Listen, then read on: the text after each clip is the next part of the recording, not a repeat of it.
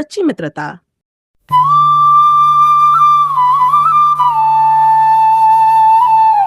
गांव सुखपुर बड़ा ही सुंदर और शांत गांव था।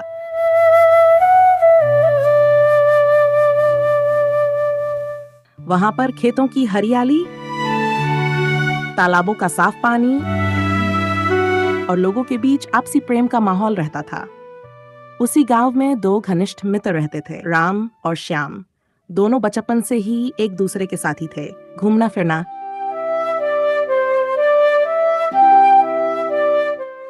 खेती बाड़ी, हर काम में साथ रहते। लोग उन्हें देखकर कहते, देखो, ये दोनों तो मानो एक ही आत्मा के दो शरीर हैं। राम एक किसान का बेटा था, मेहनती और थोड़ा तेज तर्रार स्वभाव का।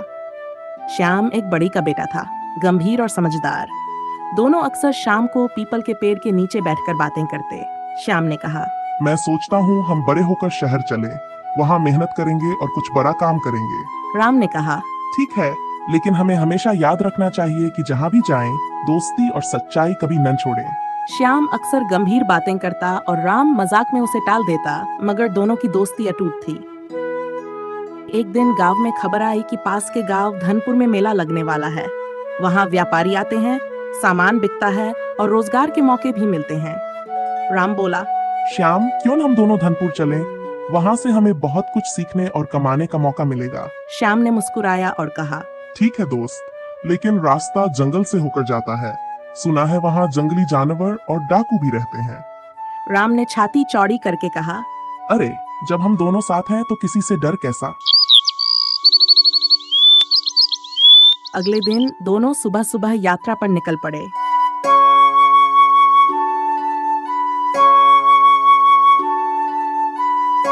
रास्ते में खेत,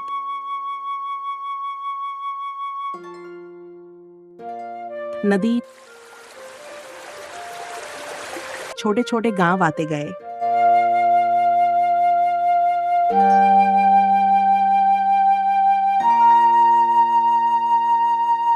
लोग उनसे पूछते, कहाँ जा रहे हो भाई? राम और श्याम हंसकर जवाब देते, धनपुर मेले में।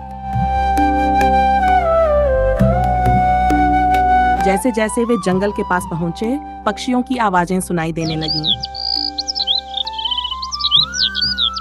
चारों ओर ऊंचे ऊंचे पेड़ और झाड़ियां थीं। श्याम ने कहा, राम, देखो ये जगह कितनी शांत है, लेकिन खतरनाक भी। हमें सावधान रहना चाहिए। राम हंसते हुए बोला, तुम हमेशा डरते रहते हो। चलो जल्दी, वरना देर हो जाएगी। आगे बढ़ते हुए उन्हें एक बूढ़ा साधु मिला जो भूखा प्यासा था।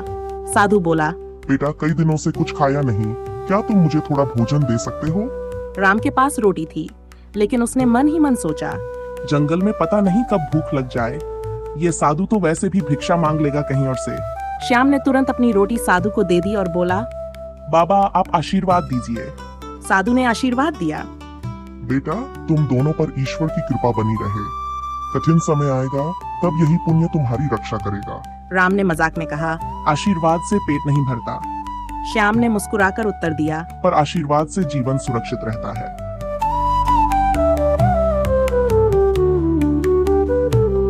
अब वे जंगल के बीच में पहुंच चुके थे। अचानक झाड़ियों से एक बड़ा भालू निकल आया। राम घबरा गया और तुरंत पास के पेड़ पर चढ़ गया। श्याम ने इधर उधर देखा, उसे कहीं भागने का रास्ता नहीं मिला।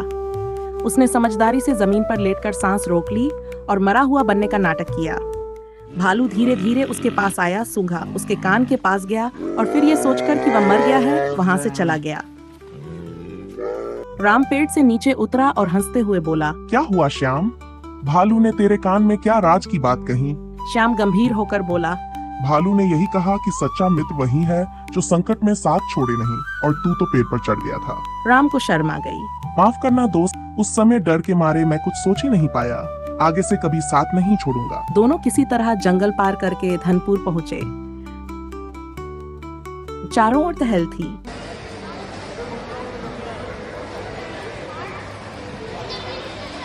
दुकानों की कतारें,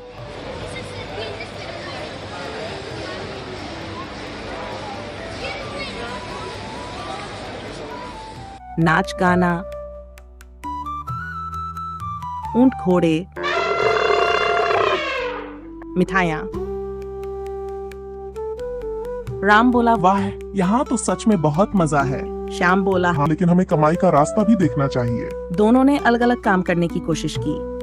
राम ने एक व्यापारी की दुकान पर सामान बेचने में मदद की। श्याम ने लकड़ी के खिलौने बनाए और बच्चों को बेचे। श्याम की ईमानदारी से लोग प्रभावित हुए और उसकी कमाई अच्छी हुई। राम चालाकी दिखाने लगा और जल्दी जल्दी सामान बेचते समय झूठ बोलने लगा, जिससे लोग उससे नाराज हो गए। रात को मेले में अचानक आग लग गई। लोग इधर उधर भागने लगे। राम डर के मारे अपना सामान छोड़कर भागा। श्याम ने हिम्मत दिखाई और बच्चों को आग से बाहर निकाला। गांव वाले श्याम की बहादुरी देखकर उसकी तारीफ करने लगे। राम भी शर्मिंदा होकर बोला, दोस्त, तूने साबित कर दिया कि सच्चा इंसान वही है जो दूसरों की मदद करे। अगले दिन दोनों वापस गांव लौटे। रास्ते भर राम चुपचाप सोचता रहा कि श्याम ने हर बार समझदारी और साहस दिखाया, जबकि वह डरकर भागता रहा। गांव पहुंचकर राम ने सबके सामने कहा, मैं आज मान गया कि श्याम जैसा मित्र दुनिया में दूसरा नहीं है। इसने हर बार मुझे और दूसरों को बचाया। अब मैं भी वादा करता हूँ कि जिंदगी भर सच्चाई और दोस्ती निभाऊंगा। श्याम मुस्कुराया और बोला, दोस्ती वही है राम, जहाँ एक दूसरे की गलतियों को माफ कर आगे बढ़ा जाए। नैतिक शिक्षा। सच्चा मित्र वही है जो संकट में भी साथ न छोड़े। डरकर भागने वाला नहीं, बल्कि समझदारी और साहस दिखाने वाला ही महान बनता है। सिर्फ अपने लिए जीना आसान है, दूसरों के लिए जीना ही सच्ची महानता है। नमस्ते दोस्तों, आपको ये कहानी कैसी लगी? अगर आपको थोड़ी सी भी अच्छी लगी हो तो इस वीडियो को एक लाइक और एक प्यारा सा कमेंट जरूर करें। साथ ही अपने दोस्तों के साथ शेयर करना न भूलें और हमारे चैनल को सब्सक्राइब जरूर करें। साथ में बेल आइकन को दबाएं ताकि हमारे नए वीडियो आप तक सबसे पहले पहुंच सकें। धन्यवाद।